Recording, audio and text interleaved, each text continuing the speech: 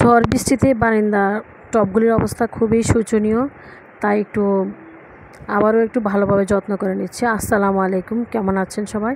আশা করছি সবাই বেশ ভালো আছেন। আর একটি নতুন ব্লগে আপনাদের একটা নতুন ব্লগ নিয়ে চলে আসলাম। এখানে মাহামণি বিড়ালকে খাবার খাওয়াচ্ছে। বিড়াল খুব বেশি পছন্দ করে, তাই বিড়ালকে দুধ খাওয়াচ্ছে। আমার কাছে দেখে খুব ভালো লেগেছে, সে অনেক খুশি। যাই হোক, আর এখানে সকালবেলা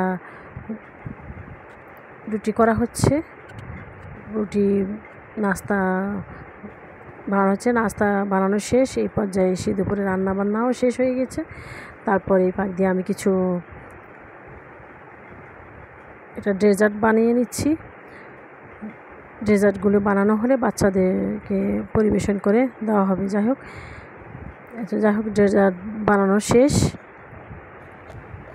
আমি খুব ভালোভাবে এটাকে উল্টে পাল্টে উল্টে পারে নিচ্ছি।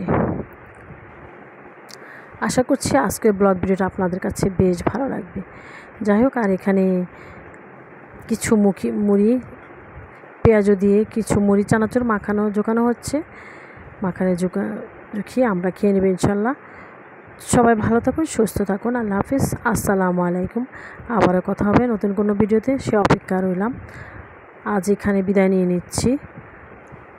আসসালামু আলাইকুম।